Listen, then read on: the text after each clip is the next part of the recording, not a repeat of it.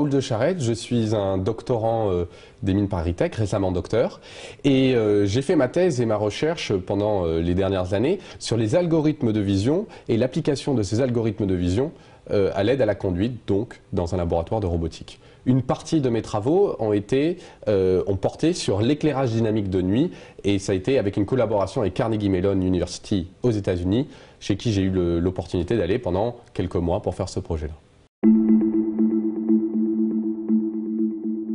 Alors l'objet de notre nouvelle technologie qu'on a développée en partenariat avec le centre de robotique de Carnegie Mellon University est de permettre de diminuer la visibilité des particules lorsque l'on conduit de nuit.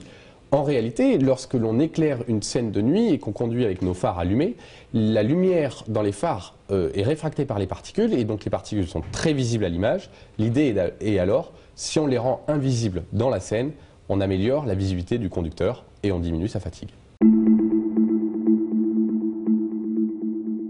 Aujourd'hui, il y a des systèmes de phares intelligents qui rendent invisibles les autres voitures. On parle d'objets de l'ordre de 2 mètres de largeur. Ici, on cherche à masquer des objets de l'ordre de quelques millimètres, qui plus est, qui descendent et qui tombent à une vitesse extrêmement rapide lorsqu'on parle de vitesse relative, c'est-à-dire jusqu'à 9 mètres par seconde lorsqu'il s'agit des gouttes de pluie les plus grosses qui tombent sur le sol.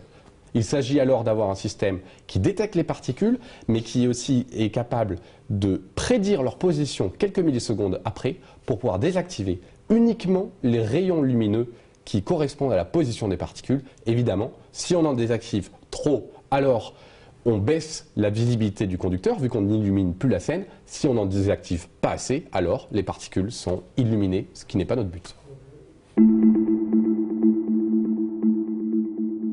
Alors, l'idée de notre projet est d'améliorer la visibilité des conducteurs lorsqu'ils conduisent de nuit dans les cas de précipitation, notamment de la pluie. Ici, on voit un rayon lumineux qui frappe une goutte. Ce qu'il se passe, c'est que la lumière rentre dans la goutte, est réfractée vers le conducteur, et elle agit comme une lentille, ce qui crée à l'image, et pour le conducteur, un certain nombre de hautes fréquences, c'est-à-dire de traînées blanches, qui sont visibles dans la scène et qui perturbent et fatiguent le conducteur. L'idée derrière, c'est que si on était capable de ne pas éclairer ces particules, alors on éviterait ces hautes fréquences et on améliorerait la visibilité. Le même principe est applicable avec un ensemble de particules si on considère que le phare est composé d'un certain nombre de rayons lumineux et qu'on désactive alors que les rayons lumineux qui intersectent les particules. Ici, comme on le voit, les particules tombent, seuls les rayons qui intersectent les particules sont désactivés, juste pendant une fraction de seconde. Effectivement, ce problème-là, dans la théorie, est plus facile que dans la pratique. Pour vérifier les hypothèses qu'on avait, on a d'abord fait un certain nombre d'expérimentations de nuit sur le campus américain, tout simplement avec un ordinateur, une caméra et un projecteur. On éclairait les gouttes et on vérifiait un certain nombre d'hypothèses sur la vitesse de déplacement des gouttes, leur visibilité dans la caméra et la capacité qu'on avait de pouvoir détecter ces gouttes. À partir de ces expérimentations de nuit, on a pu voir la faisabilité, première faisabilité de notre projet, mais on a voulu vérifier après si effectivement, du moins en théorie au début, on était capable de ne pas éclairer des particules de l'ordre de quelques millimètres dans l'image. N'oublions pas qu'actuellement, personne ne fait ça.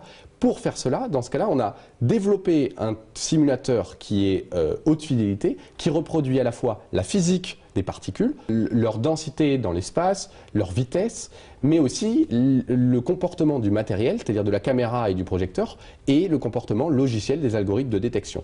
Ce simulateur haute fidélité nous permet de simuler un grand nombre et une grande variété d'événements météorologiques différents. Grâce à ce simulateur-là, nous avons pu voir que notre système était théoriquement faisable.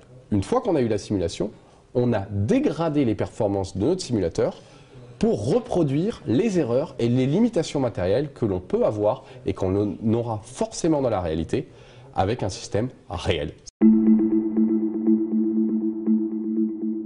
Grâce à nos expérimentations et nos analyses théoriques, nous avons pu définir les contraintes matérielles, logicielles et aussi météorologiques dans lesquelles un système pourrait fonctionner, et on a pu construire effectivement un prototype. Cela a été possible notamment grâce à l'apport conjoint des connaissances qu'avait le centre de robotique de Carnegie Mellon et les connaissances que l'on a déployées aux mines, c'est-à-dire de la connaissance de la pluie, des conditions dégradées et de l'apport pour le conducteur.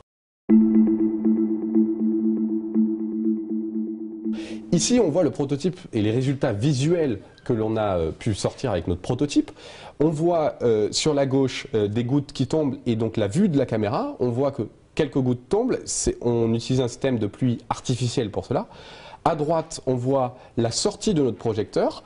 En blanc sont affichés les pixels et les rayons lumineux qui sont allumés. Et en noir, les rayons lumineux qui sont éteints. On voit que les zones noires correspondent à la position des particules à gauche dans l'écran. Ici, vous voyez le résultat et la vue générale. À gauche et à droite, on voit la même pluie reproduite grâce à notre système de pluie artificielle. Donc c'est en conditions contrôlées.